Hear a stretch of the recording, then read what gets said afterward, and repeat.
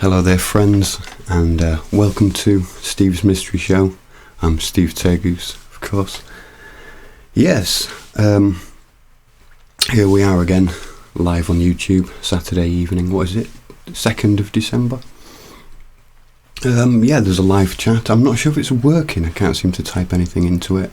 All these technical troubles delay the show a little bit. So yeah, if you can type something into the live chat and let me know that's working. And sometimes I wonder if the actual broadcast is being sent out to people's news feeds. Yes, there's something I'd like to consider, how we can make sure that this show and other shows actually get to you, to your news feed, to your browser, and not that it's maybe I've clicked something wrong. There's a lot of things to set up, a lot of technical things to set up on the show. And it's that technical side of things that really causes a bridge.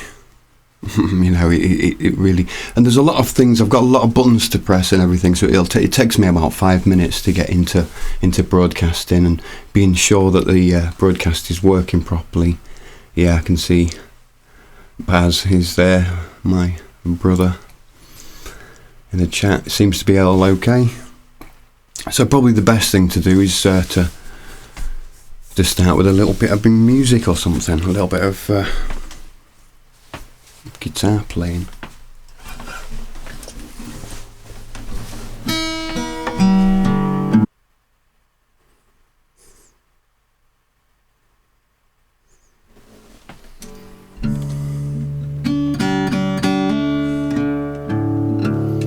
I think we had a little interruption in the broadcast, a broadcast interruption. I'll play a little bit of music, and it's a good chance for you to press share and like and whatever else it is that others can find this broadcast. And so if you're watching this later, you can always fast forward this little piece and you haven't missed anything, or at least anything that's relevant to what I'll talk about later on, which is I've got a little bit of a list. Modern day magic. The title of the show is Backstage Pass, and the idea of the mystery show was always to invite you, the viewer, or whatever you, a human being, a friend, a comrade, invite you backstage. The shows, the magic of the show is there's more to it. The magic of a show is there's a technical side, but music in itself is magical. But when we go backstage, it's quite fascinating how a show is is put onto the road or into reality. Essentially we've got a song idea, and we put it onto instruments and we play it on stage, and once that concert's finished, it's been an experience, a musical experience using harmony.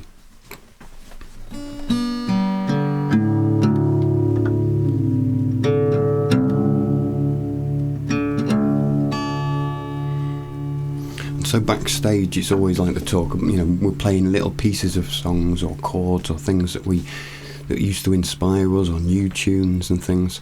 And what happens on the stage is a performance that's perfected, And so here on the Backstage Pass, in fact on the mystery show, it's all about how it works, how songs work, how the modern day magic works.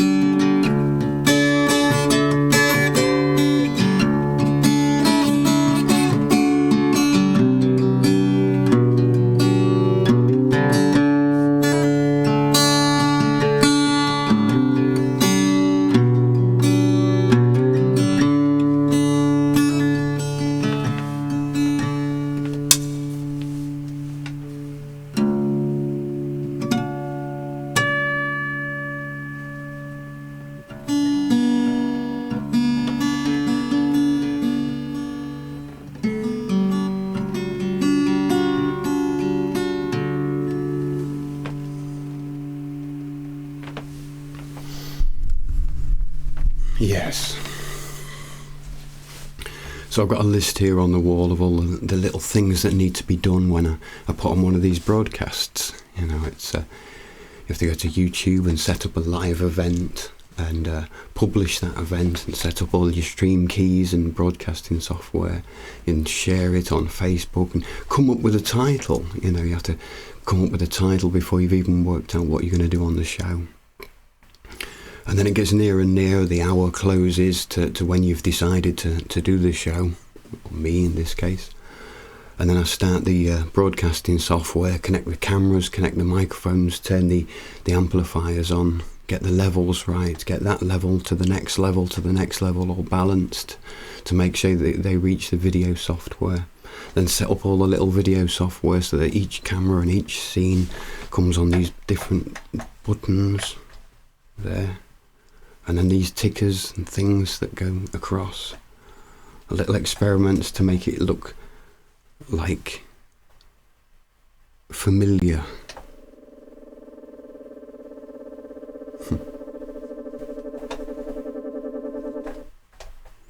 And sometimes it crashes when I play a video, and then I don't know which camera I'm looking into. And this is the technical side of and this is the backstage world, making this second nature, knowing which camera. So there we go. So if I press a button, then I should know which camera it's going to be. I've got a foot pedal on the floor. It's connected to a MIDI interface, which is connected to a piece of software that basically presses the buttons on the keyboard as it's like triggers different commands in the video software. It gets complicated, huh? Then I've got on the other side I've got a screen with a chat room where I can see the broadcast and that it's actually working and the chat room. But it seems that I can't type into that chat room right now for some reason. The keyboard's working. Anyway, so greetings to the folks in the chat room.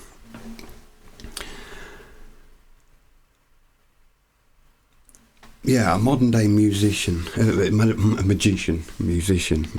A modern day magician is merely a technician. And the technology has limitations. You know, I noticed that with this thing, a lot of my anxieties come from like getting the broadcast to you, the viewer, my friend.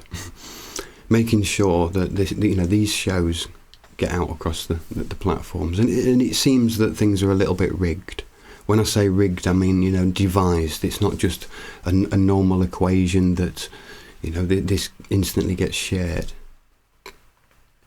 Things get popular, and it's not just because they get popular. Certain things are restricted and limited based on keywords and topics and things. If we're talking about the things that happen backstage, it's like talking about the magic, the secrets that go on in magic, revealing the magic circle. And it's true, and as a musician over the years, I've always thought to myself, it's good to hide the tricks of the trade, to keep that air of mystery about things. But as this show implies, showing the mystery, show us in to reveal, and the mystery is the trade. The mystery, it says on the introduction, if it didn't crash. Of course, all of the software I'm using and things, I think most of it is like open source, license free software. And so if it works, I really appreciate that it does work, because this means that what I can create with the things I've set up here on the Mystery Show should be possible for other people to connect these types of things and to use this type of software. But I must admit, using certain software is not easy. It takes me a long time to learn a piece of software and where it crashes and where it goes wrong. But it's all a part of being a musician and an artist. As a musician, we think about writing songs, playing songs, but then there's like learning to solder the cables and the end of the cables to the sockets and things. Or all kinds of things.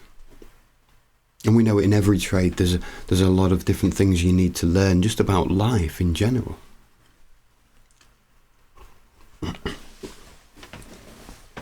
But here on the internet we're confronted with learning, well, it's not just people who broadcast, it's everybody. We're learning how to use Facebook and learning how things get networked and spread and multiplied across the networks. It's a technology, even though it's a software, it doesn't exist in the real realm in that sense. Physical.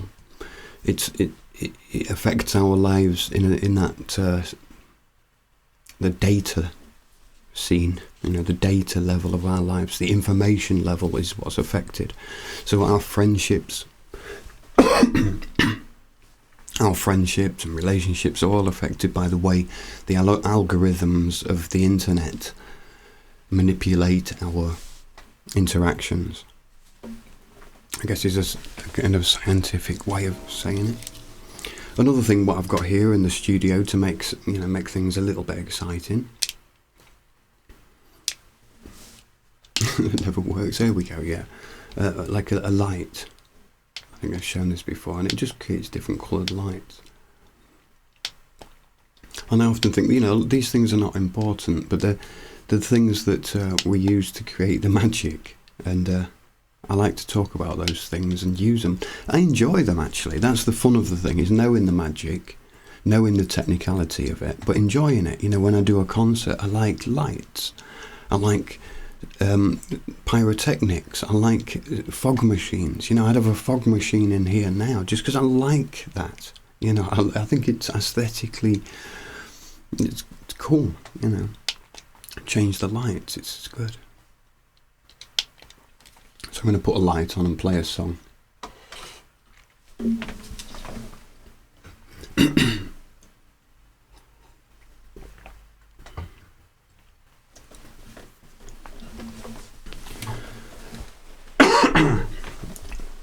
See, I need to mute the microphone when I cough. Little things like that. Yeah. So songs that inspire me, I'm just going to play a little song by Led Zeppelin here.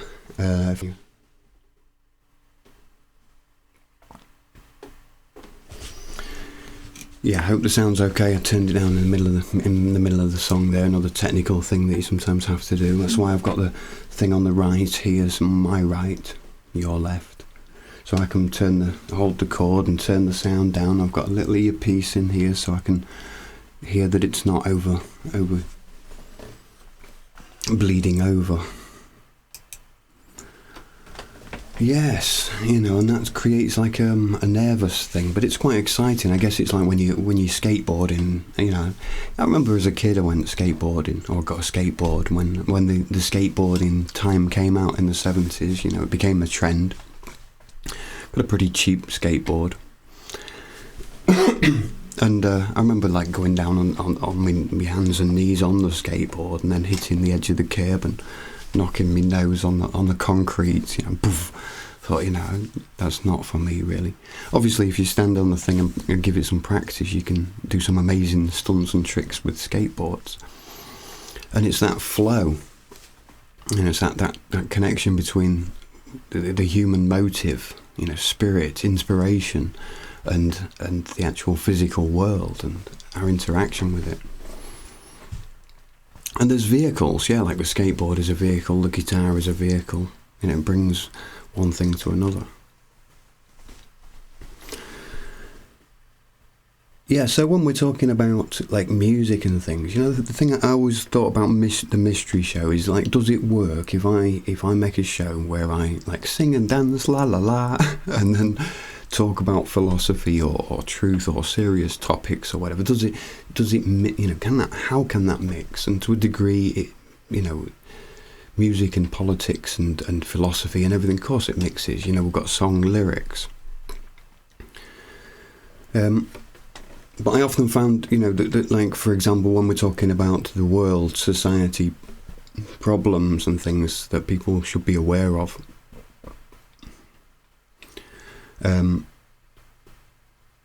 songs, musicians of today don't seem to be, or you don't get the impression from the mainstream that the musicians are empowering their audiences. It's more. And I was inspired by a lot of old bands that gave us spirit, gave us messages. Bands like Pink Floyd and Led Zeppelin and the Beatles, Rolling Stones. American bands too. There's a lot of English bands obviously there. Frank Zappa is one of my all-time favourite musicians, as if you can say favourites. I think the lyrics are kind of quirky. It's not necessarily my. I like poetry rather than irony, but also some of the cliche themes and things. They're the things that could potentially put me off the music. But essentially, the Frank Zappa and all of his work is so astounding, and it's such a big body of work that you'd have to listen to a lot of things to say that there was nothing that you couldn't find that you enjoyed on there, from classical music and rock music. And Frank Zappa himself also had a lot to do with like politics and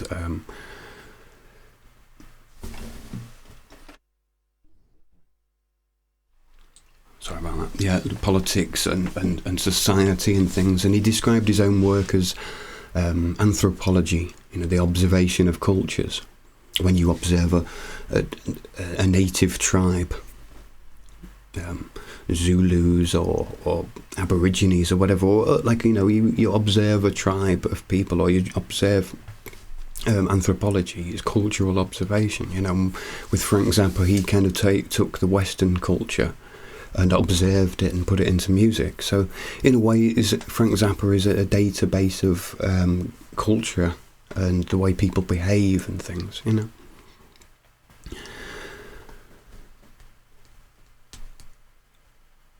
Yeah, and I think that the music and things were the things that kept me going. A lot of us, we've got it in common. We all love a lot of bands like Pink Floyd and things. I know there's a lot of bands that I never mention.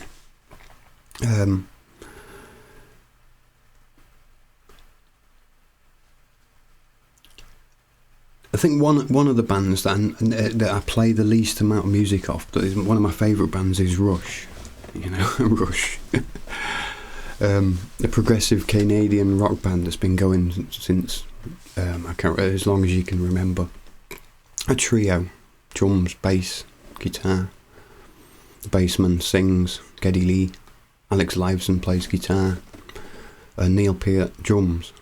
But Neil Peart also writes the lyrics. And the lyrics are very intellectual, and the band is very powerful and precise, inventive. And that combination I found really interesting. They're talking about intellectuality in the complexity of music. It doesn't have to be like that. Silly songs work too, if you can call them silly. But Rush, yeah, I'll play a little song by Rush, or I'll give it a try. I haven't played it for years, and I think the message of this song, it actually won a Grammy or something, or a Peace Oscar, some kind of prize recently. It's the song "Closer to the Heart," one of the top 5 peace-bringing songs or something. I can't remember. You could Google it, I guess. But yeah, "Closer to the Heart."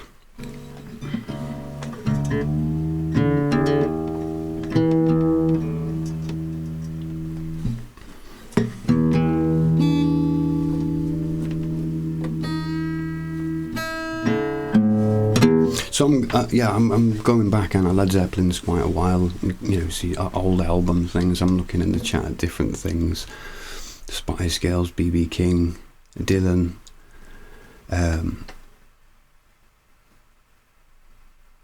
Bleed Over, haven't heard that term since the 80s. Wow, yeah. Mr. Lynott, yeah, Phil Lynott, Thin Lizzy. The boys are back in town. Spice Girls. I wanna, if you wanna be my lover, you better get with my friends.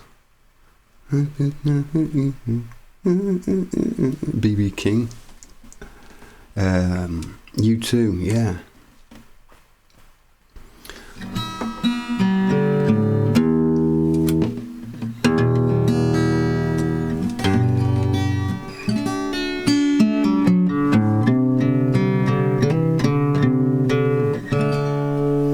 So yeah, Rush is really difficult to play, so people don't just sort of sit down and play Rush like they do with a Bob Dylan song or a Pink Floyd song. And to this day I find it really difficult to actually remember and do a Rush song.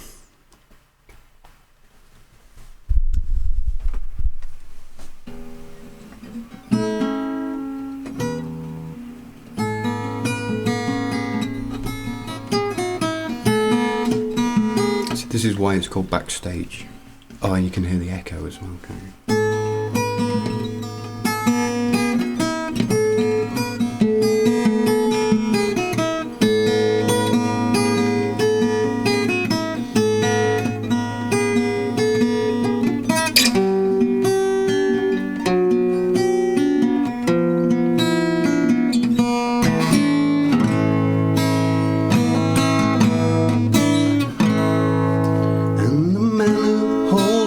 Places must be the ones who start to mold a new reality closer to the heart, closer to the heart.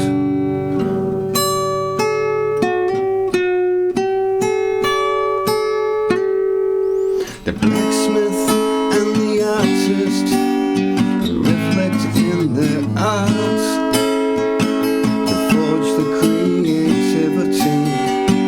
Closer to the heart, closer to the heart, closer to the heart. Philosopher and the ploughman, each must know his part to sow a new mentality. Closer to the heart, closer to the heart. You can be the captain, I will draw the chart, sailing into destiny, closer to the heart, closer to the heart, closer to the heart. Get your lighters out. It's great, isn't it? You know, the magic, while I'm playing it, when I begin, it's, sorry, microphone. When I begin, it's always like, you know, this sound feels a bit weird. But then when you kind of lose yourself in the song, it's a realm, isn't it? You go to a place. It's good.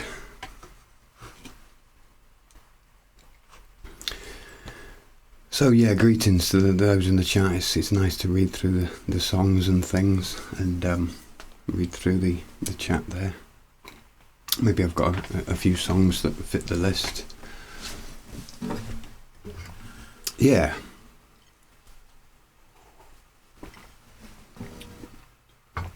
I think it would be about time in the show for a little pipe.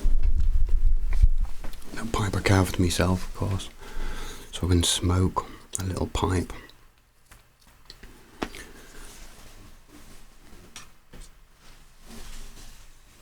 Yes, what are we going to play next? What did I write down? Yeah, what I wanted to talk about as well. I'll just put this guitar down for 5 seconds. You know, this is Backstage Pass. This show, the name of this show. Which camera am I in? In fact, let's mess about with the cameras. I need to get used to this. I never practiced my camera work. Yeah, Backstage Pass. It's like, you know, I invite you into my room and sort of messing around, playing songs. You know, if someone comes to visit me and my friends and that, we sit round and have a smoke and a cup of tea and coffee and things, and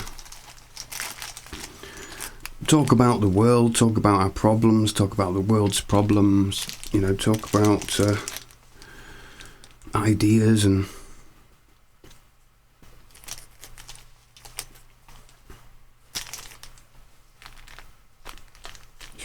working out what to put inside of my pipe. Where's that feedback come from? Is that my headphones? Yeah. Yeah, always like the airtime, dead air. Like not saying anything. As well, leaving these dead spaces. I notice on TV they keep it going, and it's not bad to just have a little bit of silence, is it? So yeah, this is for the ancestors.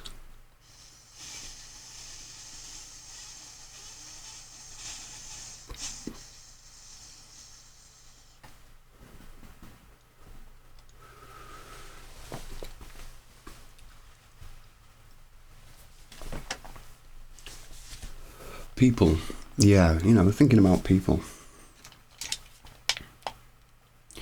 Like individuals, characters, people I've known over the years, and people I've visited, and people have come to my house, and I'm sure I'm speaking, like from you as well. I'm sure you've had these similar experiences to me, where you've spent time with people, and each person's character, each person's essence, each person's storyline is kind of phenomenal in crazy ways. From the most crazy people to the most normal people, whatever you would call normal or crazy. And I think that's the thing, when we're talking about art, magic, in a way that each person's got his own magic, whether we're aware of that or not. We're all magicians. It's just we all have different definitions of the world, really. We all have the same skills, we all have the same magic, and it goes into our work, it goes into what we do with our hands. And some of the magicians are prestigious and seen as celebrities, and then there's other people behind the scenes who are working the magic who are invisible. And to a great degree, that invisible is enjoyable, even to those who stand on a stage as a celebrity position, often enjoy another position as well, where they're hidden. But obviously no one knows that because they're hidden. So it's like coming out into the public eye and going back, but it's the technology, the magic is created by a lot of people, and I've got a band. Well, have I got a band? Yeah, I'm a musician. We're a band and things. I've spoke about this before. How I left England years ago on tour with a music group. I play guitar and things. And it was good. It was good to be free, and I found a new different ways of living because I met so many different people in different cultures. I'm not a jet setter around the world or anything, but to actually move from England and down through France and Germany and the surrounding countries, Austria, Italy and things, meeting different people, different cultures, because also Germany being a sort of a centre place surrounded by 9 different countries. You get also a lot of different cultures coming in and bringing different languages, Russian and Turkish, and so you sort of see a lot of different types of people's lives, a lot of different crazy characters, and everyone speaks maybe a different language. You've got a different attitude, different jobs, different houses, different countries. But every individual up to now that I've ever met has got like their own character, and that character is almost like a magic, a skill, and then if they put it to use, that individuality, it's often it's also something that can be technically made. It can be given power. It can be useful. Let's put it that way. It can be applicable for the world. Anybody with any ideas or any creativity, basically anybody can work the magic. Obviously, when we hear the word magic these days, we think of the system and its magic and its deception and everything. But I'm more talking about just the magic that we feel, the magic that we make. Our definition of magic, of like we play a song, we know it's a song, but it's uplifting. It's just uplifting. We dance because why not? We want to dance. So it's not about manipulation. It's more about actually taking control of the manipulation, because we're constantly manipulating each other, really, without realising it. You know, you see other people's actions have an effect on you. So, and if they change their behaviour and things, that has a different effect. So therefore, if they was to change their behaviour, they would be manipulating you on a subliminal level. You know, it's only that we just don't notice this subliminal effect between each other. You know, the sound of your voice when you say hello, you know, or it's like, oh, you're 10 minutes late. You know, what's the greeting? What's the motive behind, you know, greeting somebody with an allegation, for example? You know, all of this like magic and bad magic and good magic, or just communication. You know, that's what. At the same time, you know, it's not necessarily about always being ultra nice. I think in a way, when society gets a little bit thick-skinned against each other's language, and not take it quite so seriously, so we can shout at each other and say, okay, you know, it's just an emotional expression, that's okay.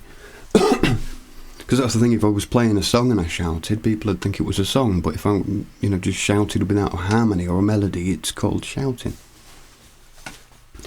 So you see how the context of something changes. Anyway, I'm just sort of filling a bit of time. Smoke to the ancestors.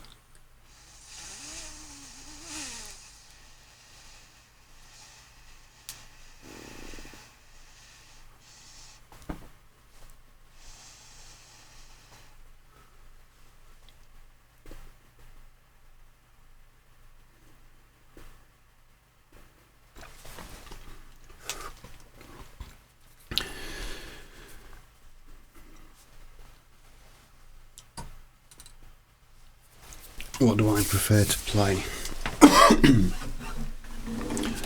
What do I prefer to play? That's actually, yeah, it's a good question.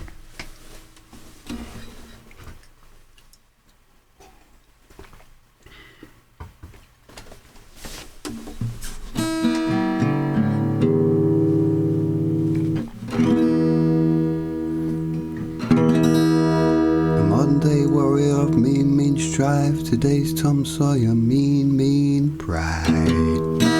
Yeah, that's a good one. You know, I know people who, like, you know, friends of mine and things. I'll play that, and he'll sing it at that voice. You know, he'll just come in and sing it at that high voice. That it's very difficult to sing like Geddy Lee. But that range of high-pitched singing, you know, Led Zeppelin, Geddy Lee, Deep Purple, all of these voices were high because wrong camera again. High because that's the range that works in power. Essentially, a woman's voice has got the powerful range. A deep voice isn't actually powerful. You know, the power comes from the high voice, and it's a fantastic range. And I like that high voice singing. I like, I like Prince and stuff. You know, I think it's not easy. It's not easy to sing, especially, you know, you need to put a little bit of energy and volume into it. The reason I keep changing these lights is because it turns off after a certain amount of time. You might have noticed in the show, it just goes darker. And I think if you turn it on, it stays on for 10 minutes or something. I keep revealing these little technical things.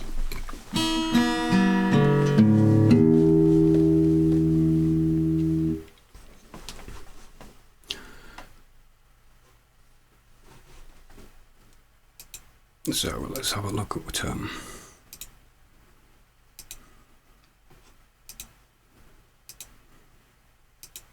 I'll play one verse of this because I enjoy this.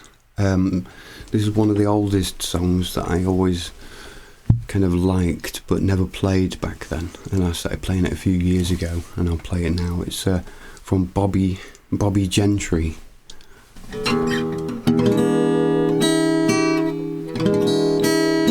called An Ode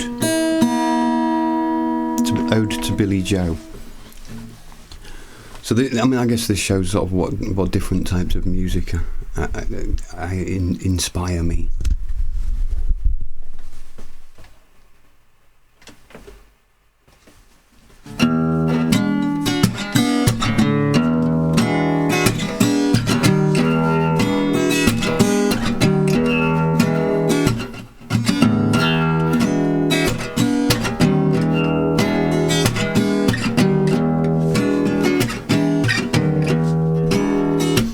was the 3rd of June, another sleepy, dusty Delta day.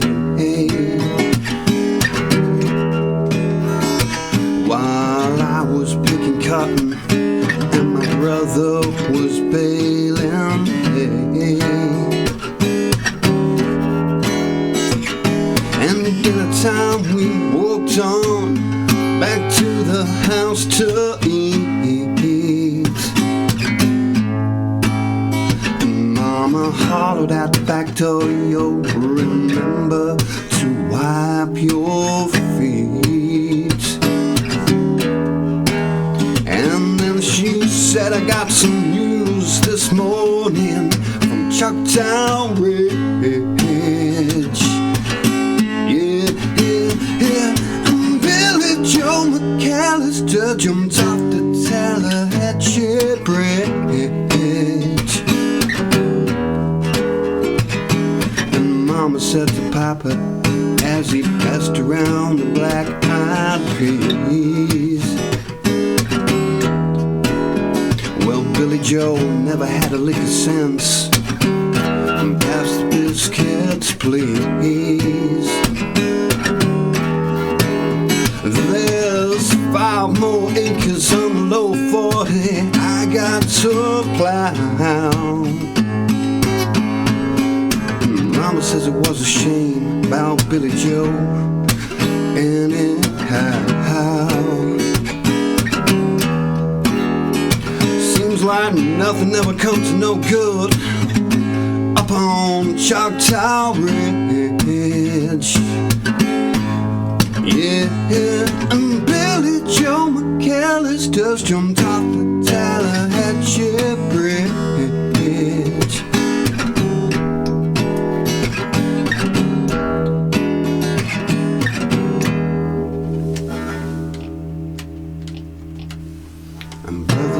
He recollected when Tom and Billy Joe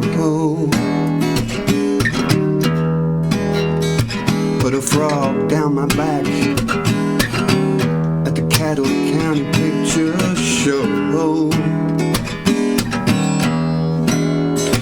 Wasn't I talking to him after church last Sunday night? Another piece of apple pie. No, it don't seem right. I saw him at the sawmill yesterday up on Choctaw Ridge, and she and Billy Joe were throwing something off the Tallahatchie Bridge.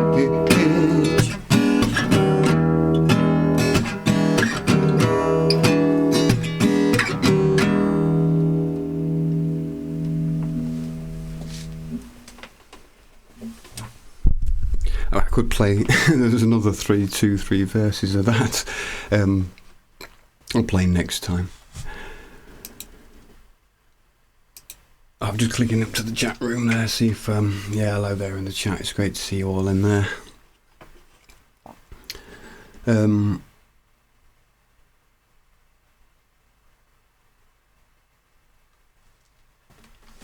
What do I like to play? You know, it always is usually the ones that I play recently. You know, the ones that I learned recently. You know, but it could be anything. For example, I've got one just in front of me here.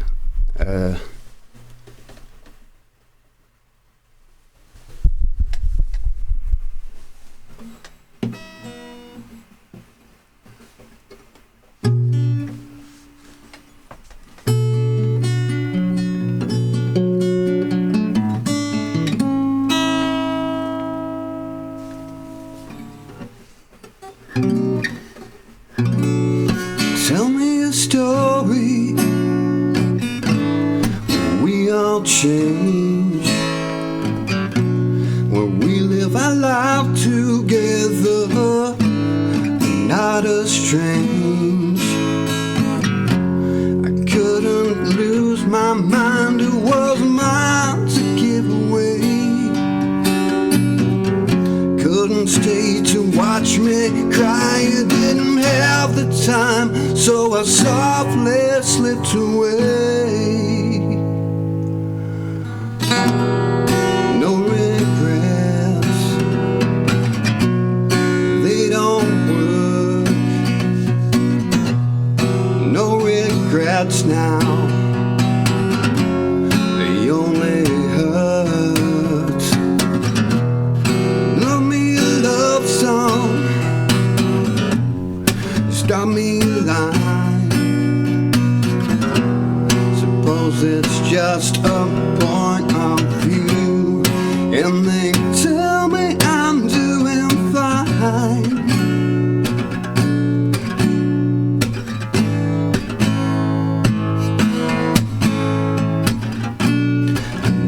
the outside, but good for each other. Felt things were going wrong when it didn't like my mother. I don't want to hate, but that's all you left me with. Just a bitter aftertaste and no memory of how we all should live. No regrets, they don't work. No regrets now, they only hurt. Sing me a love song, drop me a line. Suppose it's just a point of view when they tell me I'm doing fine. Remember the photographs insane, the ones where we all looked so lame. We were having the time of our lives. Well, thank you, was a real blast. No regrets, they don't work. No regrets now, they only hurt. So yeah, you can kind of really get into. That was Robbie Williams and No Regrets. Written by Guy Williams, I think. A good songwriter, a good songwriter. And I also thought that sort of contributed towards British culture as well, being on tour in Germany and seeing people like the Spice Girls and Robbie Williams and Oasis and bands like that, Blur and Coldplay. And I missed, and I wasn't in Britain for a lot of those, those kind of bands, and saw it from a European perspective, And what came across really was, from Oasis, obviously Wonderwall, and the music. Obviously, people here and in different countries, all different countries have the same music taste. You can go anywhere and find Pink Floyd fans, And often they speak different languages and understand English over the English music. And often that's, you could go to a different country and find people in the same kinds of circles that in your own countries, your own. As you grow older, you find friends and find different circles of different interest groups. For example, with music, you go to a concert, you meet people and they become friends and you're all like AC/DC fans or whatever the band it is. And it becomes a kind of a cult, I guess, as well, a little religion, and we all have different sets of bands and things, and it goes across the world, so if you're a Rolling Stones fan here, you're a Rolling Stones fan anywhere. And if you sing that song, there's everyone can identify with that. So something like Robbie Williams, was a very global thing. Interesting to see just some guy from the streets. Obviously, it's a lot of marketing and things. But yeah.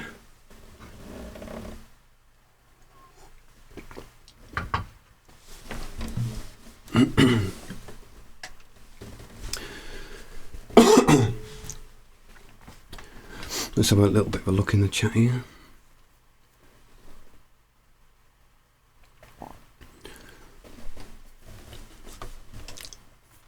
Yeah, Bobby Gentry was the one I played before. Yeah, Ode to Billy Joe. What shall I play now? So have a look what I've got in there.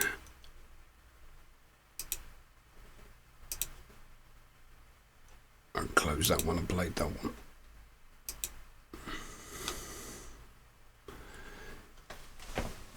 yeah, you know, it's up to now. I think we played Canadian band Rush, English band Led Zeppelin. What else we got? We've got here the Eagles. What's it called? Hotel California. So have a look at this. Interesting lyrics. Very interesting lyrics. I don't really know what they mean. Now, there's a lot of different ideas in there. I think you know this song, don't you?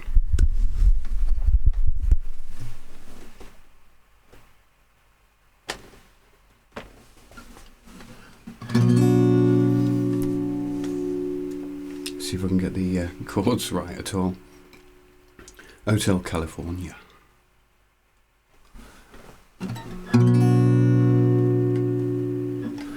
On a dark desert highway, cool wind in my hair, warm smell of colitas rising up through the air.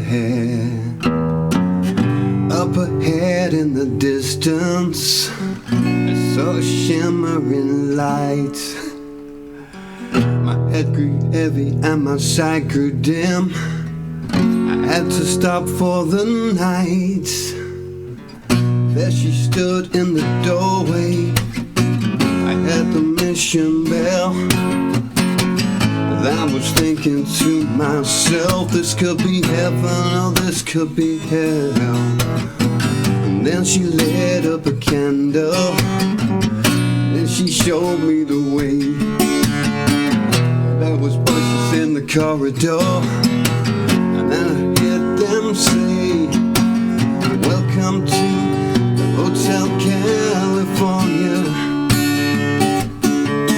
Such a lovely place, such a lovely place, such a lovely face. Plenty of room at the Hotel California. Any time of year, you can find it here. Her mind is Tiffany twisted. She got a Mercedes Benz.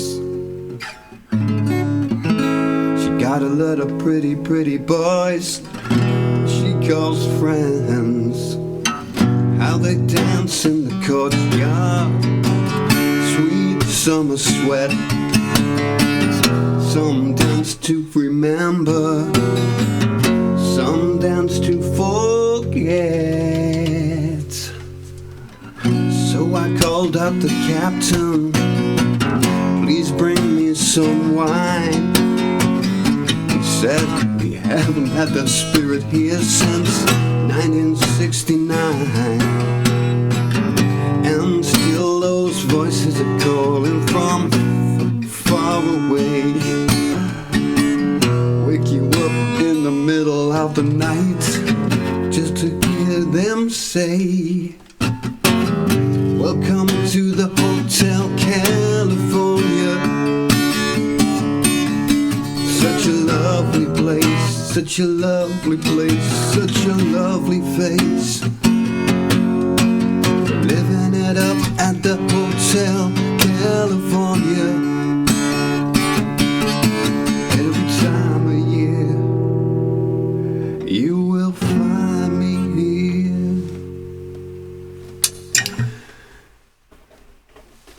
here. So yeah, as you can hear, I don't really know the chords. This is what happens backstage, you know. Does anybody know this? And you play it, and I think a lot of you know that. And I think that's nice, you know. That's a nice thing to remember. That old game show. Name that tune.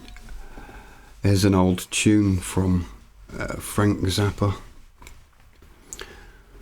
I name it in 2. Hey there.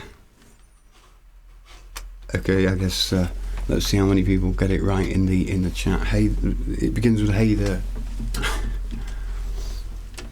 Hey there, people. I'm Bobby Brown. Do They say I'm the cutest boy in town. My car is fast, my teeth are shiny. I tell all the girls they can kiss my honey.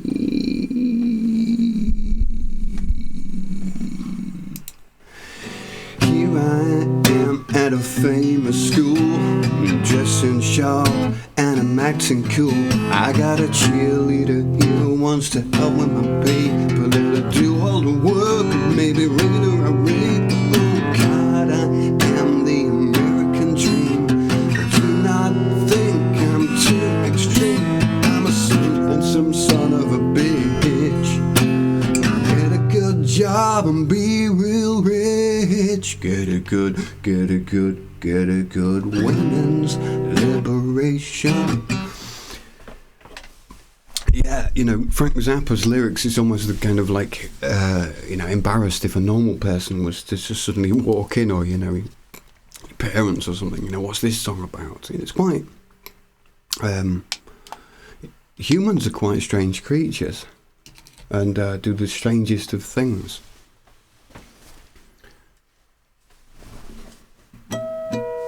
So let's see who got the song there. Yeah, yeah, of course. Hello. So what we got?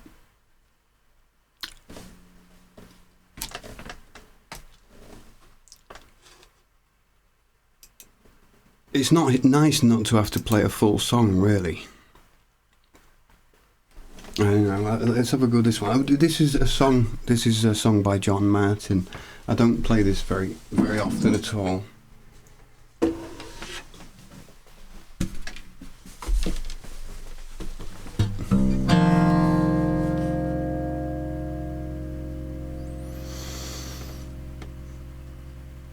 It's open tuning.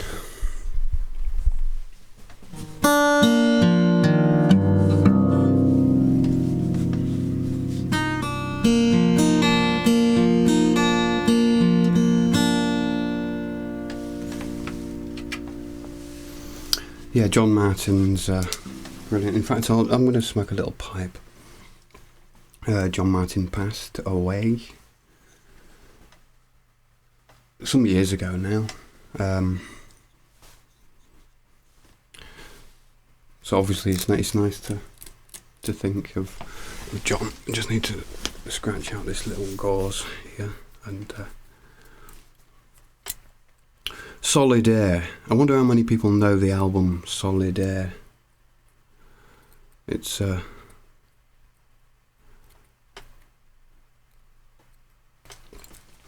all try and rush, so you're not waiting. Those who are watching later, just fast forward to the bits that you like. Yes, you know, we're talking about how music inspires us and it's magical and things, and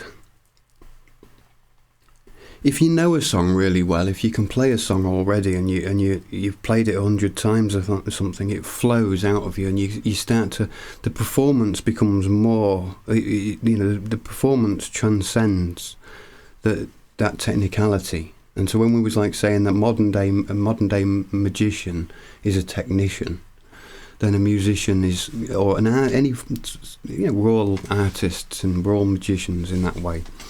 And so, at what point does that, you know, the magicalness come about? You know, for something that can feel pretentious, like dance, you know, you start to dance and it's like, oh, you know, I feel so wooden, and the beat takes you, and then you lose, you forget what you're doing, and it becomes the way you feel rather than the way you think or move. And so when you know a song, it's easier to do, and a song like this Solid Air, I don't play so much.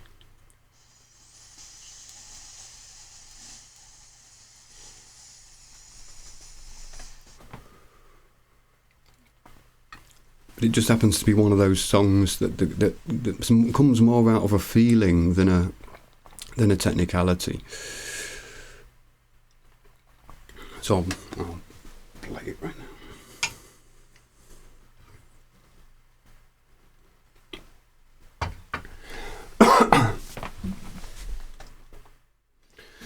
So yeah, this is John Martin and Solid Air.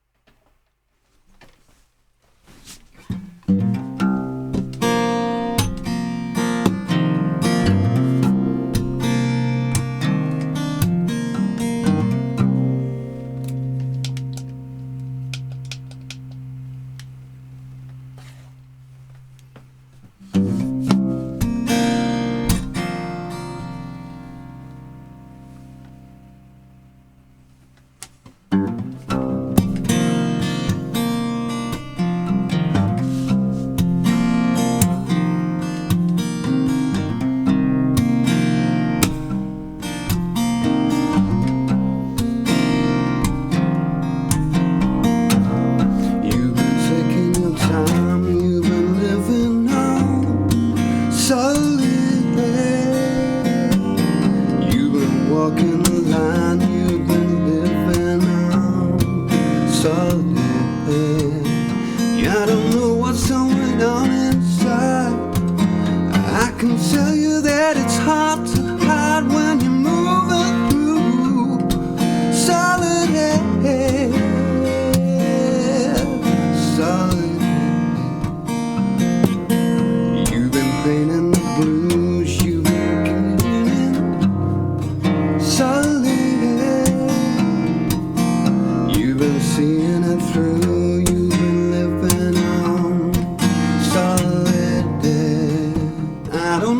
What's going on in your mind? I can tell you that I don't know what I find when you're moving through solid air. Solid air. I love you. I can be you. I can be a friend. I can follow you.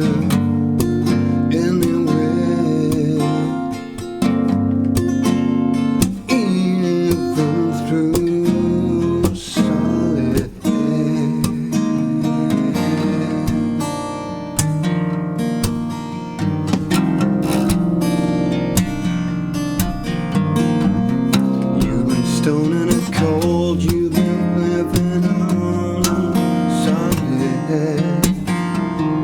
I know in the cold, you've been living on solid air.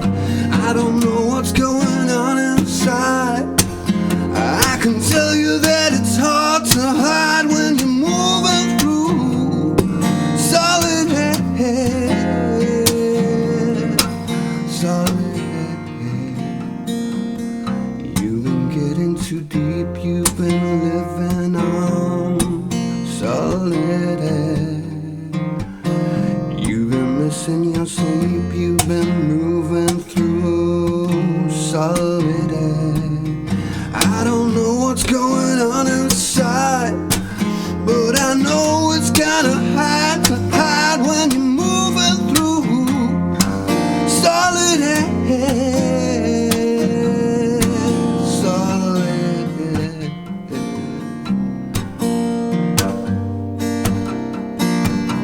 I love you, I can feel you, I can be your friend, I can follow you anywhere,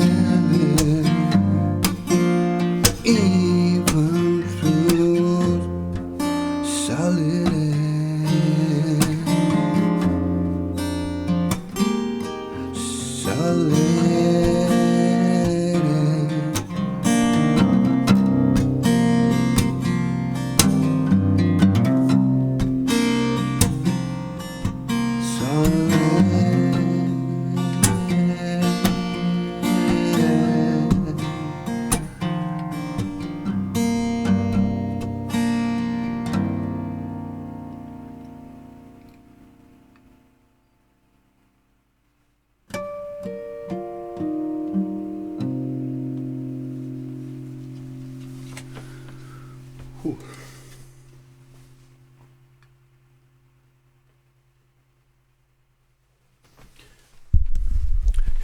It's weird, yeah. It's weird doing playing other people's songs. Really, you're forced to impersonate in a way, forced to get into the feeling of that band, and sometimes it might be a similar kind of voice, or sometimes it might be a totally different kind of voice. Yeah, it kind of makes you feel a little bit high singing. Whew. Music is something that makes us, elevates us, uplifts us. Yeah, that was John Martin, Solid Air. The whole album is called Solid Air. It's well worth a listen.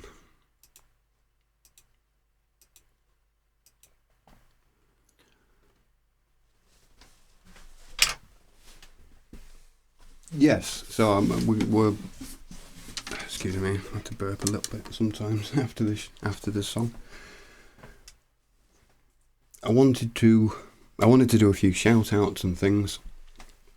like I was like saying backstage pass and things. It's a place where you would meet also other people who weren't even on going on the stage. You would meet other celebrities backstage who were not in that show, sort of thing. you know. What I mean by celebrity is, not the idol sort of thing, but somebody like myself who's standing in the public eye, and then those who's working on the magic invisibly, like when I stand on a stage with a microphone, there's a whole PA company and lighting company and the mixer guy and the lighting engineer and the sound engineer, and everybody bringing that to the audience, And so there's a massive responsibility, as we all know, that front man, public speaking and everything, the pressure to perform.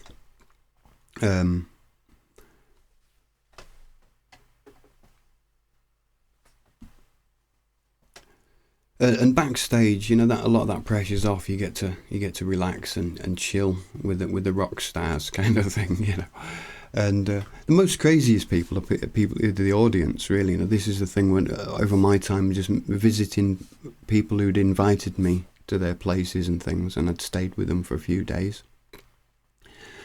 And just fascinating different people and things. And one of the main themes was always like the things that are hard, the hardships of people's lives, the things that they would tell me. We'd had a lot of drink and good spirits and built up a trust, and we'd sit down and talk about life, and I'd go deeper into people's lives than I would normally at a workplace or in school or within the family units. You start asking people about questions about sexuality, drugs, religion, fears, all sorts of topics and things. We all like to share things, but often we share them more with strangers, and so with a lot of strangers, and I became friends and realised that we've all got these kind of secret problems, these things that we don't see on TV, this something about the human thing that it just isn't put into the medium, especially not the mainstream medium. I think it's really good to be able to see a musician sort of then make a mistake with the song, or how the song's made. It's not for everybody, but I like to see the making of. I like to see how a band has made a song. And today, these days we can have that type of accessibility on the internet that you can have like a part of the part of the channel that's dedicated to the making of. What I'm saying is, if I write a song and I tell you how I'm going to write it, then it might spoil the surprise when I finished it. But at the same time, not sharing that process is also a shame. So I think sometimes the motive and how we get there is more interesting than the actual thing itself. Some of the stories that go with the songs that people have written are fascinating. And we get to hear that song, and it's a piece of art.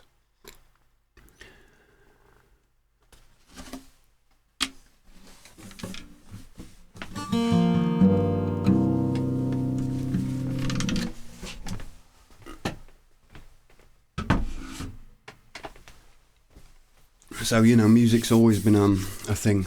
There's always been an aspect of politics or psychology bringing us together. As looking deep inside, it's often the lyrics of a song or what a song expresses goes deeper than politics itself. It doesn't deal with human emotion. It deals mostly with how money drives people. How the job markets and schools and everything, how everything runs on numbers and things, because it's a system. But essentially we are a human system. For example, we all accept the same, we hear the same melodies and things. We agree that this melody sounds happy and this melody sounds sad maybe. And this is, I think, a natural perception. We all speak the same language, but that's because we was raised to use those words in a certain way. But when it comes to the melody of a music, or the chords or the sound of music, it's something that we feel. It's a law, because we've also quantified it on the frets of a guitar, the 12-note scale and things. We found a near perfect standard, so to speak, and of course we could say it's a written law. The music has a written law, but essentially we all hear that music. We know if it's right or wrong, in tune, out of tune. You could say that that's subjective, but it's also scientifically mathematic and perfect and everything else. So, the music itself is...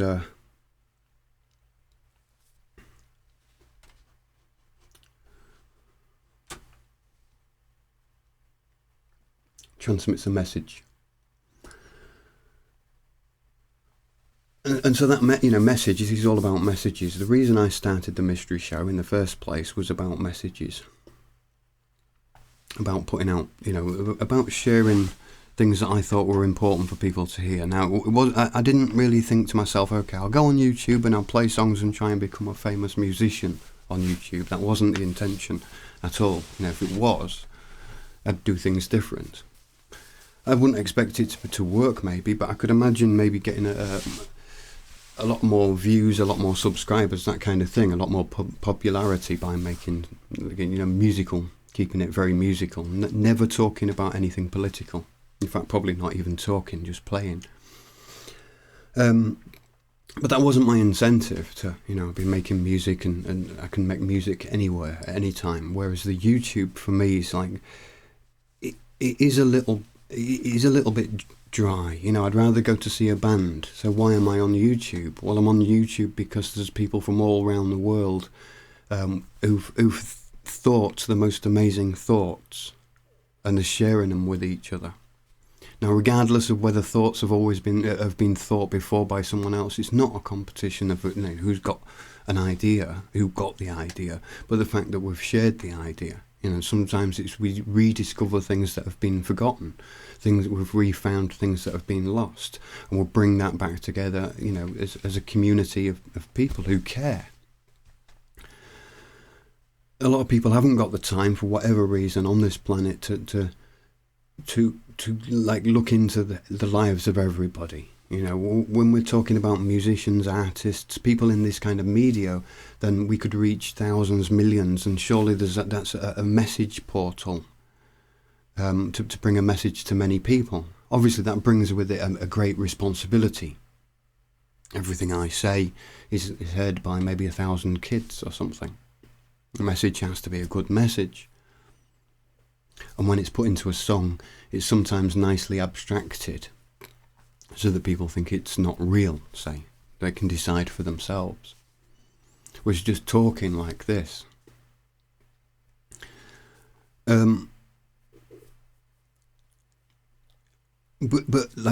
obviously songs don't deliver the message enough, and we've got such a crazy world and things. YouTube, the most important thing for me with YouTube was this aspect. Whether it's sharing some kind of, let's say, truth about something that we've been lied to on the mainstream media. We've been sold this idea, we've been sold that idea, and these are we hold these to be questionable. And draw attention to things exposing lies, potentially. And that's become an important part of the message. It's like the mainstream media will have its outlets, and it also has its responsibilities to keep everybody in whatever state of mind is kept in. Now, I'm not apologising on behalf of television, because I really dislike what television is doing, and I don't know if it's on purpose or by accident. But my own perspective with the mystery show was to say, okay, instead of just me turning off and leaving that world of media, I'll just bring myself in. This is my weapon, is this video kind of thing. It's this media against their media. How much media can we create that brings in more and more people's attention to our media? And it's good when we've got a good sound, because the brain has to work a lot less. It's good if we keep things continuous and things, and it makes it easier for somebody to watch. Like when you use some software, that it doesn't keep crashing. It doesn't, it's the same when you're watching a video or presentation like this.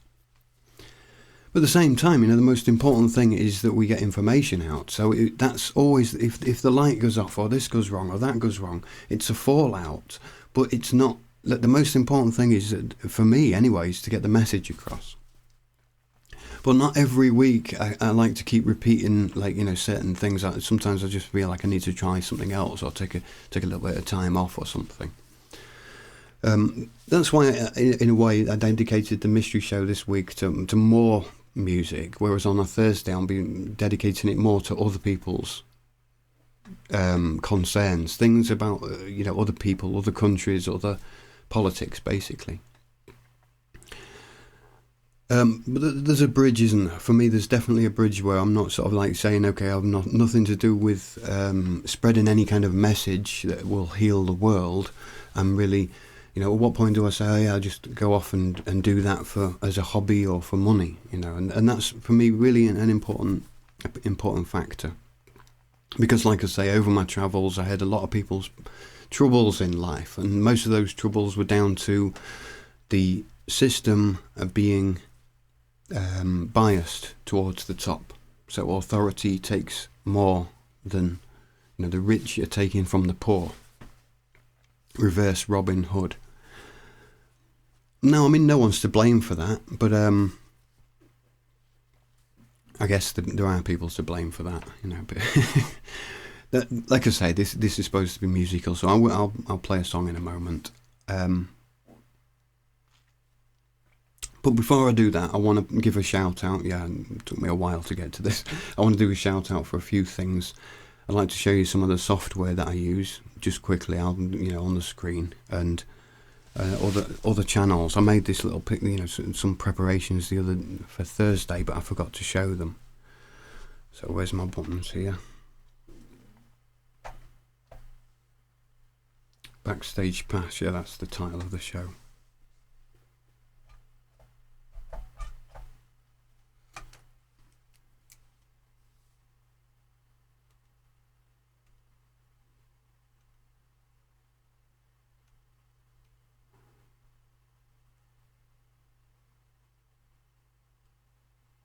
So yeah, the one, can you see that on the screen?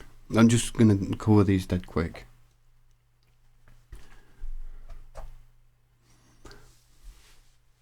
OBS Studio. Yeah, that's the OBS Studio.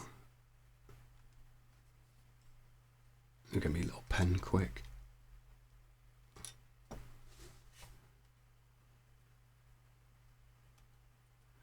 OBS Studio, I'll just say it anyway, and I'll leave you the list and you can find out yourself. That's the broadcasting software that I'm using to broadcast this now. What we got next? You can find it on the internet and download it. Then we've got the Fire Alpaca, which is actually this very software that I'm using as a painting software on the screen. The reason I've chosen the Fire Alpaca is because I've got a mouse pen and pad. I'll show you here. It's like and it's a touch sensitive pad, and when so I can draw with it on the screen, and Fire Alpaca responds really well to that touch sensitivity. I'll actually, just while we're on Fire Alpaca, I'll show you what I mean.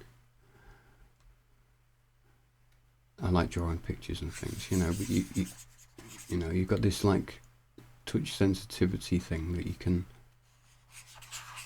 The thicker I draw, and it responds really well, and it doesn't default the curves and things. It doesn't make strange curves. There's other things, airbrush and other effects like in a normal thing. It's free and it's open source as far as I know. It's what I mean by the open source is that people can actually modify a lot of these types of software and contribute to its building, which is something that that I find really important. About at least one of the types of software that I use can be used by everybody freely and developed by everybody freely. A lot of software is aimed, at a particular market. Now, Fire Alpaca is a very simple program, compared to something like Adobe Photoshop or Coral Paint. But I find having a program that everybody can use, it gets everyone on board anyway. Why would you the problem with using Photoshop and things is that it becomes an elite thing, because beginners or somebody who's just using it for something small wouldn't use it. So you can kind of create this elitism by having software that other people have to buy before they can begin to use. And obviously there's benefits. If you're a professional, there's benefits to having this type of software, buying the license and contributing to that company and things, But when we're running companies like to try and bring humanity to humanity rather than bringing humanity to a sales, to a sales pitch thing. We're talking about freedom and getting the job done. It's not. We've got some nice colours in there. We don't need such fancy effects and things. So that's Fire Alpaca. I love the little program. It works really great. It's dead small. You can find it on the internet, download it, and you can see it as it is. I'm using it as a screencasting software. I've got a black background that I've made invisible in OBS Studio. The next one is MIDI hotkeys, a little piece of software that it took me a while to find, so that's why I thought I'd stick it on the screen. MIDI hotkeys. If you've got a MIDI device, I've got a foot pedal on the floor with 2 banks of 5, A and B, 1 to 5, and they will change cameras, as you've seen through the show. And so what that does, you can get that to press any key, assign it to any key. And that's quite useful. And Audacity is an audio editing software. A lot of people know Audacity. Very basic, a little bit difficult to use really, but again universal and just works. So that's good for editing files. If you've got an audio file you want to make shorter, or you can make multi-tracks with it. If you're clever, you can actually do a lot of things with it. You just have to be clever using it. The next one is VLC player, like a video player, which is always good to have. I won't say much about that. Lightworks. Lightworks is a video editing platform. Now it's got a star against it here because it requires like making an account. But it's a free account, like pretty much any account. So you can put in you need an email address and a name, and you get an account, and then they give you a license, a free license for 1 month. And after a month, you basically just keep typing in your password word each month, and it reactivates it. So it's a thing where you just have to reactivate it each month, and so at first you're thinking, shall I go with that? But it's no big deal. Essentially with Lightworks, it's a free version, and it's a really high quality software as well. It's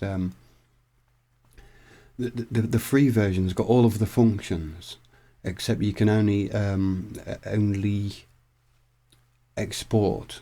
You can only create an end file at a certain size, which is like YouTube quality, which is perfect for making YouTube videos. So you can use it straight out of the box, so to speak, and make YouTube videos with it. You get an account.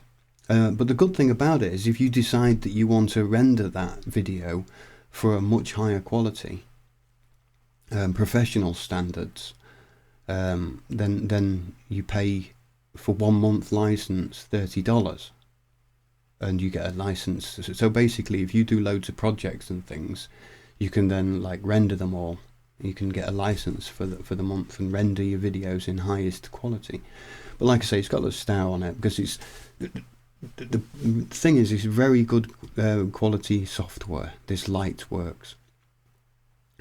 I think Pulp Fiction was made on it, and films like that. You know, some of the popular films were actually made or involved using it, and it turned open source. You know, often these video editing softwares made by a movie company, they make their own code and make their own video editing software, and then once they've made the films and things with it, they actually then can sell that software or bring it onto the market so others can use it. And with Lightworks, it was brought onto the market as I think it's open source. I think it's a GPL license, which is another reason to use the software, because it's like for the people's software. So that's yeah, there you go. Next one is GIMP, a strange name for a software, a video editing software.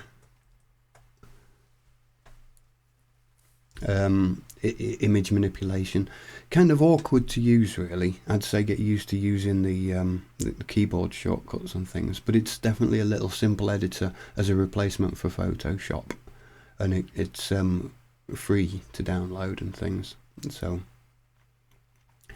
you know, I encourage people to use GIMP image. I think it's graphical image manipulation program or something, and it's free and everybody can use it on any system. So it's good to come together with. Inkscape, again, another very simplified software, sort of like Adobe Illustrator, but you know, a lot of people are discouraged from programs like GIMP and Inkscape, you know, because they seem a little bit too simple and things like that. But there's a lot of functions in there, and the end result can be really good. It's up to you to work with these things, you know. But obviously, there's a lot of other software out there, and I've tried a lot of other software, but I find these always seem to be the obvious ones that most people know and use, and that are open source and that work. And there's tutorials on the internet as well, you know. So it's always good if you can find software that people use and learn from them, even if it's not as good as another software. Blender 3D, a really awkward software to use at first, but if you've got a fairly decent computer and you're interested in 3D and things, Blender 3D is probably where you'll end up if you're looking for a free open source community based software. And it's actually, there's little what I would call bugs or things that anomalies that make it difficult to learn, and but again, there's a lot of tutorials, and if you just follow a tutorial on these types of things, you can learn, for example, how to make a font, and you can make a mini video of an intro, you know, for the beginning or the end of a video. You could make a logo and render a video from that logo. So that's Blender 3D, or Blender. 7-Zip, I just threw that in there. It's a really good zip program. 7-Zip. Notepad++, what we all of us software programmers use to write software. It's just a little notepad, actually. Some exciting features, but everyone knows it, I think. FileZilla, again, it's for those who are web designers and things. An FTP file transfer protocol, uploads and downloads files to your server. FileZilla, again, open source.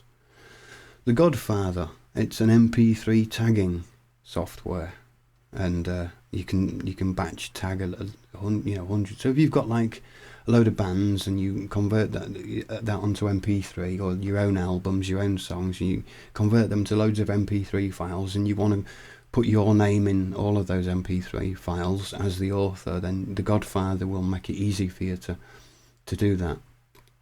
And you can also like all the tags, MP3 tags, all file tags and everything. It's a real good software. Foobar 2000, it's again a little bit like VLC Player, but Foobar 2000 supports a couple of things that VLC Player doesn't. You can also convert files in Foobar, again a great little software. And yeah, that's the last one on the list, Faststone Image Viewer. Faststone, and it's like an image viewer, but it's got all sorts of features. So that's a little list of software there that I think is worth having a look into if you're a media creator.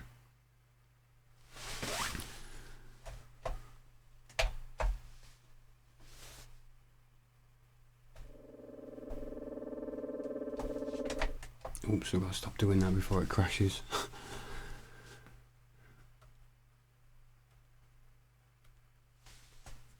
Okay, I'll play a little song and then I will do some shout outs of channels. Stop it.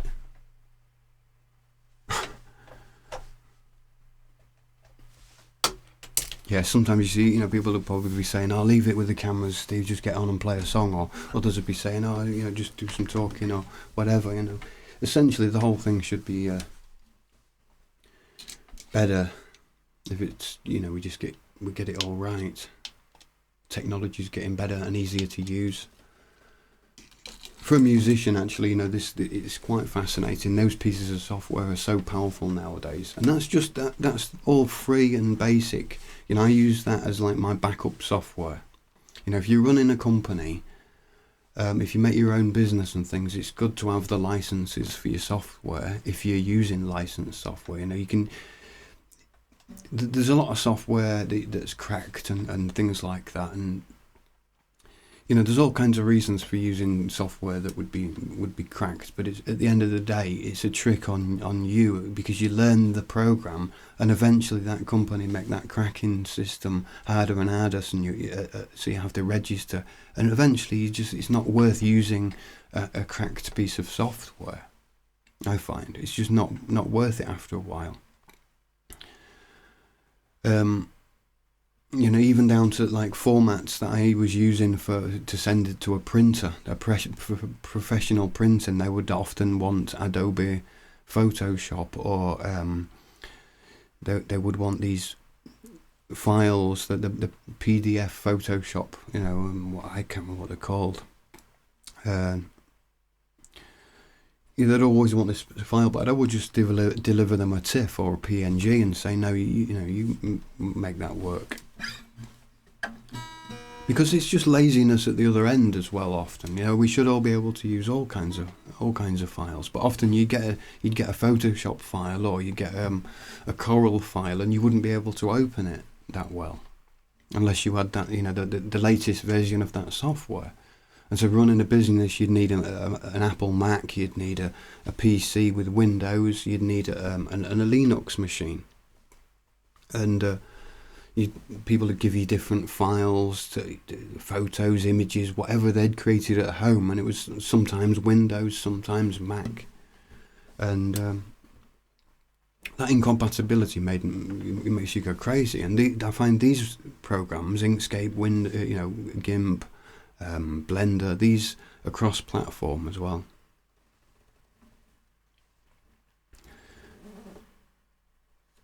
Milkshape. Just reading that off the screen here.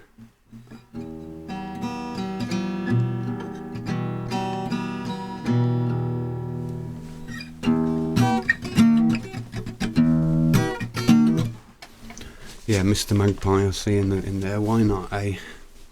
Have I played any of my own songs? I played one I invented halfway through. I'll play a little bit of Mr. Magpie, so you know what Mr. Magpie is. There's always this old paradigm.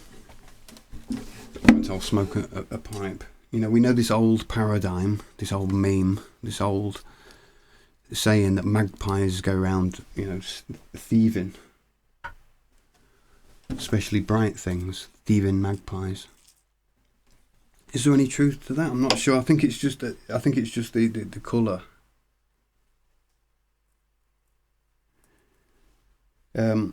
But I thought about, like how all of this technology and things, you can get from all over the place.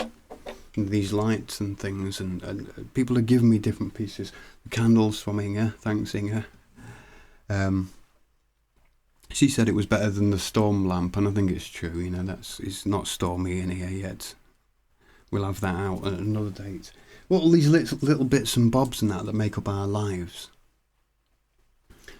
And Mr. Magpie is that character that sees something that other people have thrown away and picks it up and uses it.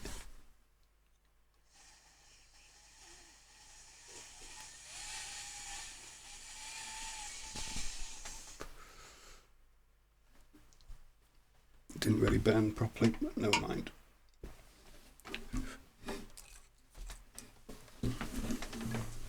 So this is Mr. Magpie. Probably a self-analysis.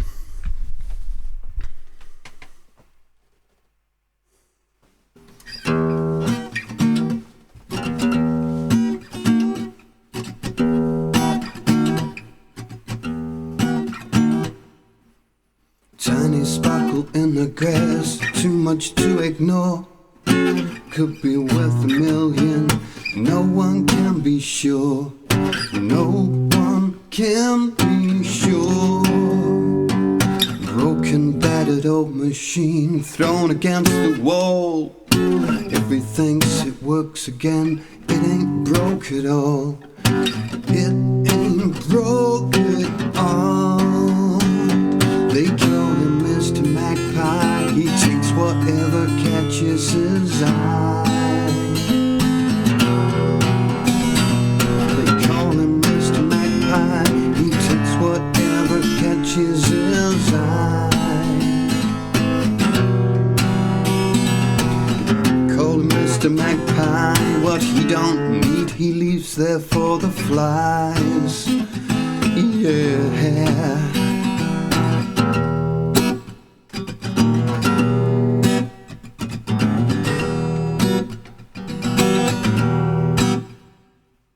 Collecting anything that just lays around the place.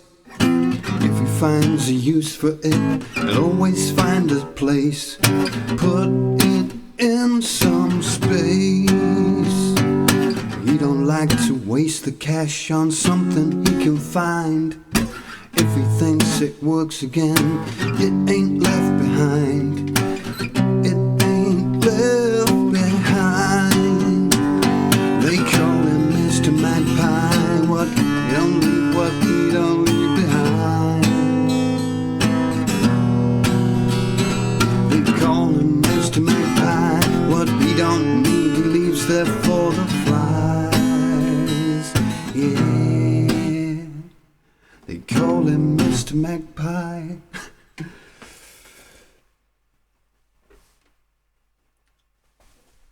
Yeah, goodly, goodly. Nicely, nicely.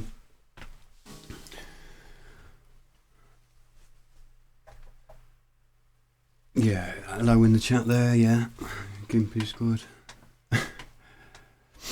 Yeah, open source. The thing about open source is open source means that the code that makes the programs that we use, the very code, the software, is open to the user to look at least look at, and maybe modify, change, and develop to his own advantage, or then for others. And so open source software is a community of people who would just simply come together through interest in that software and develop that software, make it better, and different people work on different parts of that software. And it stays that way. So it always, like, when a software becomes closed, the source code becomes closed, then that software can control the user without the user's knowledge. It could send information back to websites. It could take, all kinds of different, even taking your camera information or your microphone information, your friend's information. It makes our lives very, very digitally vulnerable. I don't really want to spread much fear. I think these days, people embrace things like Facebook totally with open arms, and then have fears of other things. And I think maybe you should have more fear there and less fear here. If fear is any use or any guide. I'm not saying we should fear the internet, but it's definitely it's something that I've been using for a lot of years, and I see that people who are new to it are very kind of open, going through the very naive way, and I think I don't know whether more people should be moderators, and help people to survive. I think the internet could be dangerous for people. Maybe that's again another thing that we put in the music, in the art. The popular people, the celebrities, take more responsibility to pass along these kind of ideas, these kind of values. Values, yeah. The value that we look after each other and things, even online. Which is a good little note to switch over to what I wanted to talk about. Yes, shout outs. So other people and things. Now I've got all through the years lists of musicians and people, friends and things that I'd like to shout out. Obviously, there's always too many, and some people want to remain in at this moment, like just out of the eye, just backstage or whatever. People don't want to be. They don't want to have a shout out necessarily. They don't maybe want to promote their channels. I know various people who I'd like to give out a shout out for their channels because I think they've got too less subscribers. But I remember when I first started putting up videos, I was happy to only have a few subscribers because it gave me time to roll into things. So I don't know. I'm happy to draw people's attention to other channels, other YouTube people, especially when they showing their face and using their voice, or at least using their voice. It's the voice is for me the important thing. We were raised on radio. So almost thinking about broadcasting the mystery show over the radio as well, over our internet radio channel, because usually you don't need to watch the show to enjoy it. So I'll put a little shout out then in that case for Max Egan, who does a weekly show, and I think it's a radio show, but it's on the internet on his channel, The Crow House. And he talks, quite openly about like a lot of the culture, politics, spirituality. I can't really define what he talks about. I think a lot of you know Max Egan's work, and he does good visual effects and things. And I know when I watch his video that I can listen and just not watch the images if I want. I'm not missing anything, but then you can watch the artwork flow. So it's an interesting use of mixing artwork imagery and audio. And in some ways you could say it's maybe hypnotic or whatever, but we should get over that. We should anyway we're artists. We hypnotize ourselves all the time. Self-hypnosis 1, 2, 3.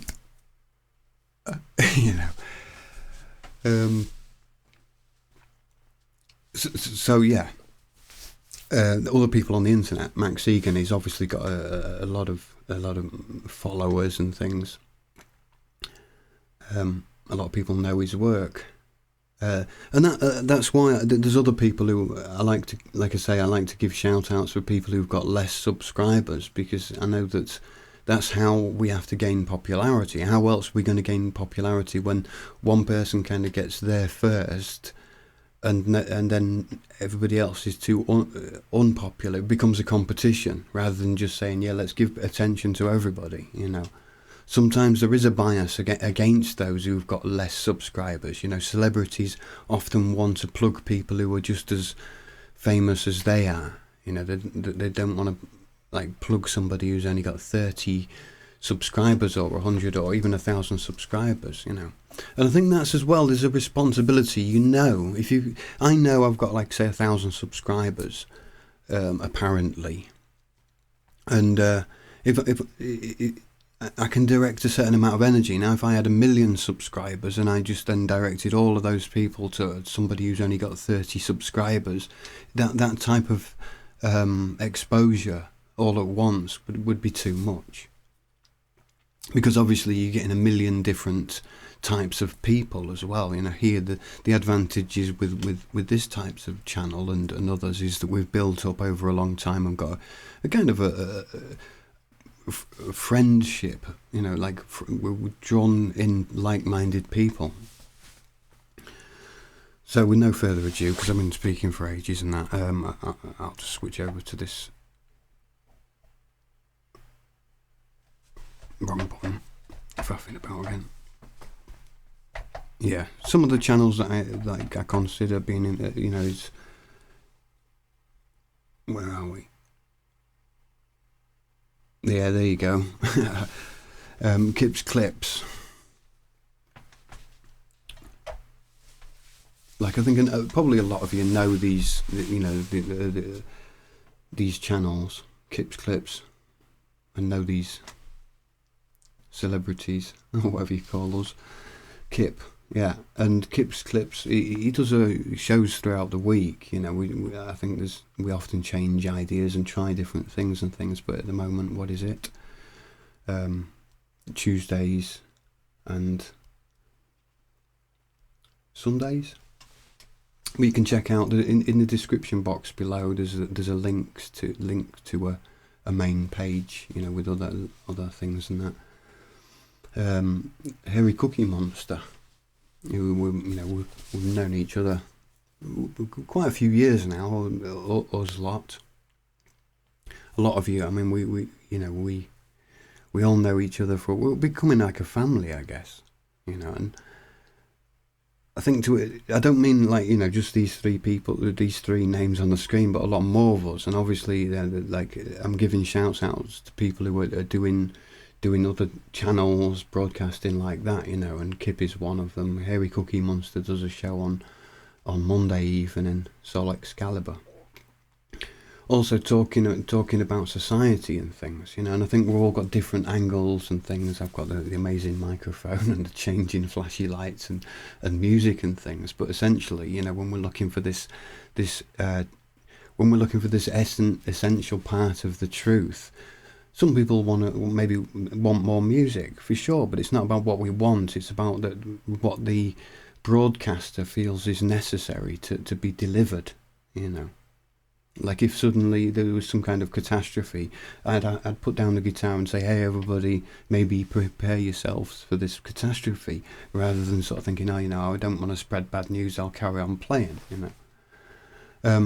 So the essence of what we're doing, I guess, is to try and be awake, stay awake, bring awareness to others about what's happening in the system. We've all got our own different approaches.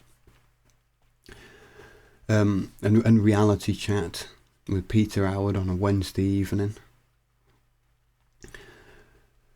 And I've often been a little bit of an outsider. I don't talk to many people actually. I like to give a few shout outs and make connections and things, but I don't really because my research is I've got such a focus on, for example, the German, the English aspect of my research, the language aspect. There's very few people in that field,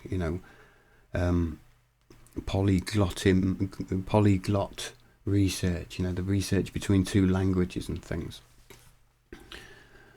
So I do a lot of that more on my own, and I'm also in Germany, so I'm distant from the news and everything else. So it's very good for me to remain connected through various channels.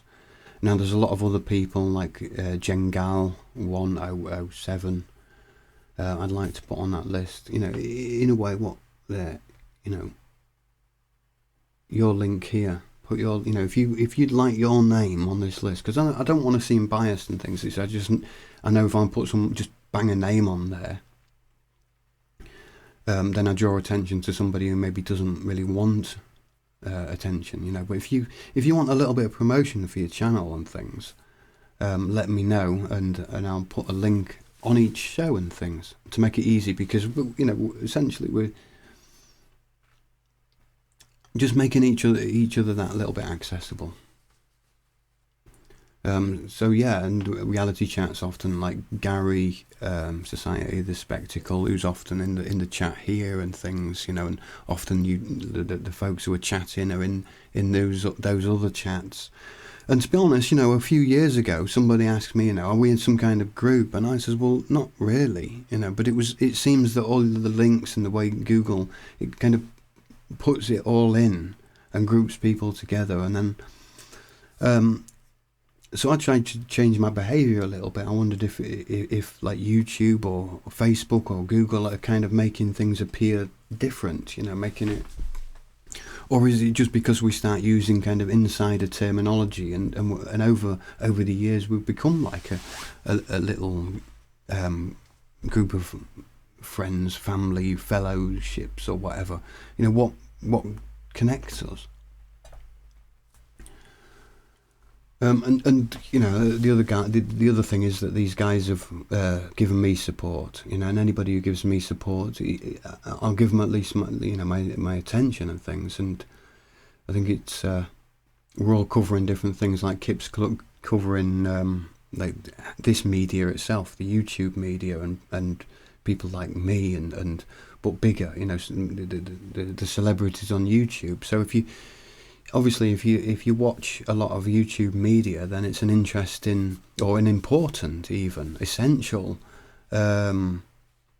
supplement or whatever to that whole thing. It's almost essential to have another take on the alternative media, because we get the mainstream media, then we get the alternative media, and then there's few who dare to question that. Why dare? Because generally you become unpopular. You become challenged from all ends. It becomes difficult. But we carry on because we feel a need to deliver some kind of message, some kind of essence. Same as reality chat there, talking about the week's news and the things that are coming up that we should look out for. Things that are worth like looking out for, dangers that things that are sold as being good ideas that are potentially dangerous to society. And sometimes whether things are real or fake, how are we supposed to respond in such a crazy upside down world? What is reality? And like I say, and those chats come each week, so I thought I'd give a nice little shout out on this episode here. I never know whether other people are upset with me because I'm advertising somebody that they disagree with or dislike or whatever. And I think it's not about, you can't just disagree with something on television and it'll go away. The best thing is to work out what is it we disagree with, and is it really even that important what we're disagreeing with. We might disagree on like what's the best flavour of ice cream, and be quite passionate about it, but at the end of the day, it's just a matter of taste. And life's a bit more than about a matter of taste. So yeah, I've been going a while now, haven't I? About 2 hours, I think. I'll play a last song and then call it a wrap, call it a show.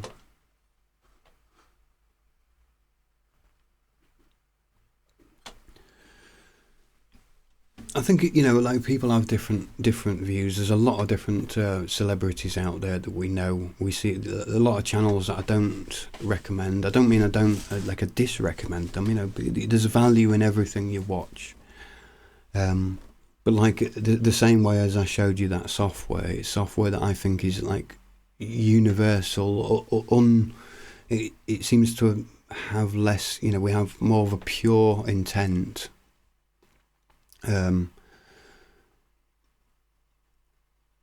It's hard to say what I mean. It doesn't really matter. I think anyway. I'll just play a song, and like I say, if you want to like send somebody else's channel or whatever you think, if I'm missing a channel or I should put a list on there, then go ahead and send us the link.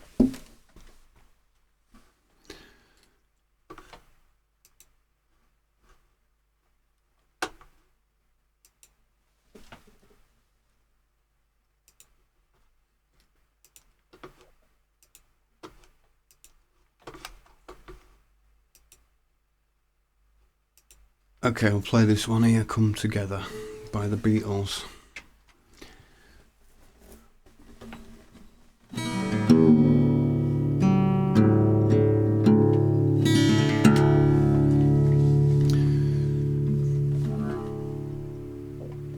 John Lennon and things. It's crazy, isn't it, how someone like, the Beatles become so big, so world popular. like other bands, you know, and we wonder how they get famous, and we see the Machine, Welcome to the Machine.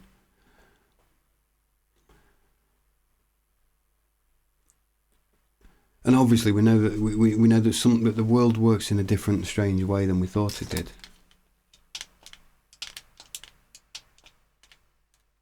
And you get people like John Lennon who, you know, make messages like, you know, give peace a chance and things. And I don't know what made a difference between someone like John Lennon and just John Doe, the fictional legal character John Doe, you know, that no one knows, anonymous John, you know. But then there's this John Lennon with such wisdom.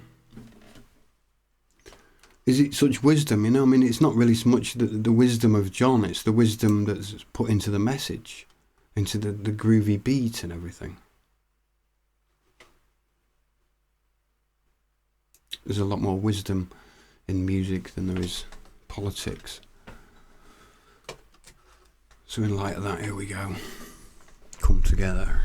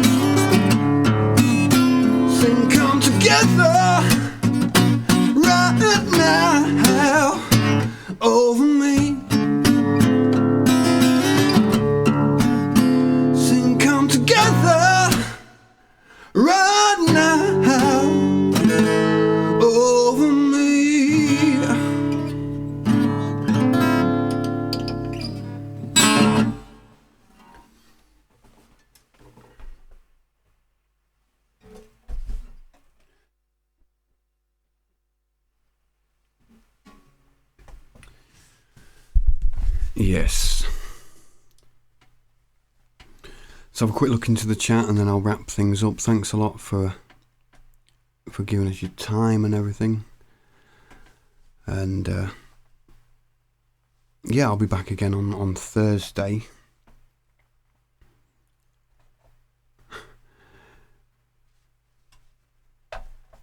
Oh, I'm wrong button. I'm making wrong screen and everything. Wrong world. Got two computer screens here.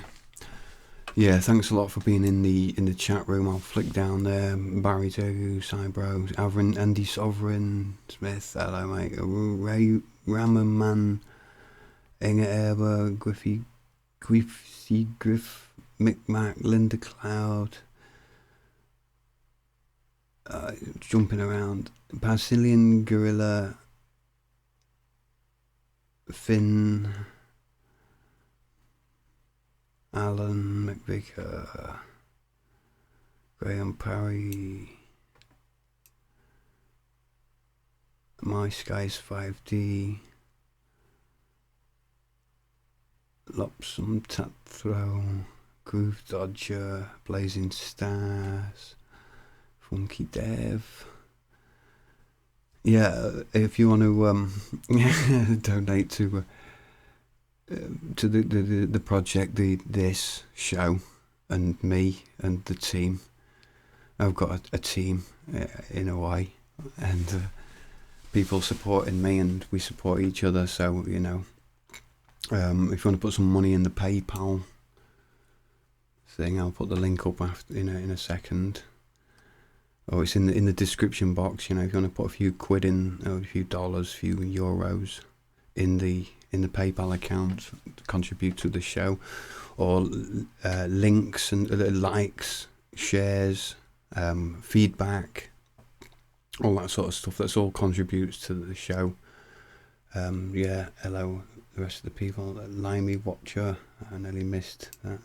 If I missed your name off the list, because the top ones disappear and things, and those who are not writing in, of course, you know, we all sit and watch, and it's good. You don't have to do anything. You know, sorry, wrong camera. You don't have to do anything. Yeah. Big red button on the screen.